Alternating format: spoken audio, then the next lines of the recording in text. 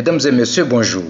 Le Fonds mondial de recherche sur le cancer, le WCRF en anglais, rendait public son rapport synthèse qui établit le lien existant entre le mode de vie et le risque de cancer. Ce rapport représente en quelque sorte l'aboutissement de 25 ans d'analyse systématique portant sur des centaines de milliers d'études à travers le monde sur le sujet. En guise de conclusion, les scientifiques du Fonds mondial de recherche sur le cancer énoncent 10 grandes recommandations qui, observées collectivement, permettraient de diminuer de façon très significative le risque de développer au moins une vingtaine de types différents de cancer. La première recommandation des experts du WCRF est de demeurer mince autant que possible. L'embonpoint, tout comme l'obésité, sont considérés comme des facteurs aggravants de risque de cancer, dont le cancer du côlon et le cancer du sein post-ménopause. Il est alors vivement recommandé de maintenir son indice de masse corporelle entre 21 et 23. Une activité physique régulière se trouve également associée à une diminution considérable du risque de plusieurs types de cancers. C'est ce qui a conduit les scientifiques du WCRF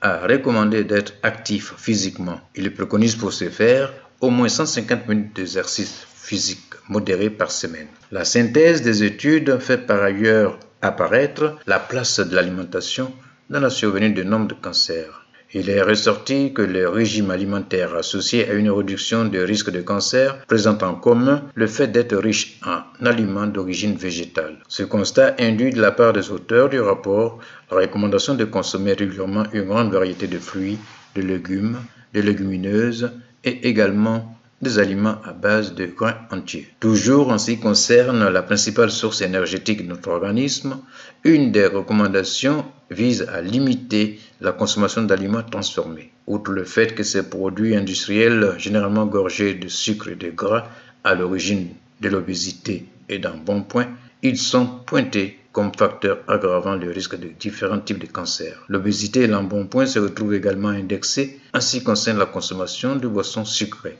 Les experts préconisent, en lieu et place de ces breuvages nocifs pour la santé, de l'eau ou des boissons non sucrées comme le thé ou le café. Une autre limitation préconisée par les scientifiques du Fonds mondial de recherche contre le cancer porte sur la consommation de viande rouge et de charcuterie. Celles-ci sont associées à un risque accru de cancer.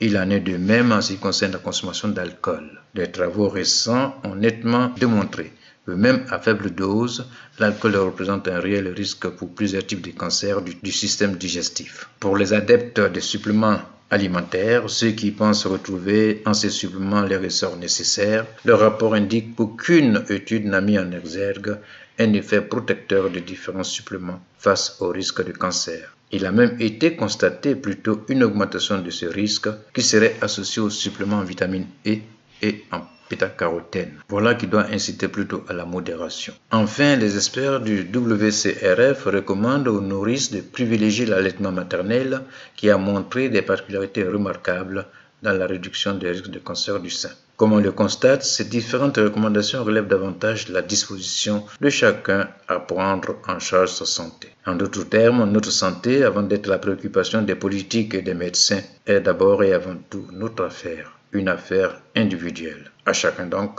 d'en prendre soin comme de la prunelle de ses yeux. Bonne journée et à mercredi prochain. Radio Côte d'Ivoire, Abidjan 88.fm.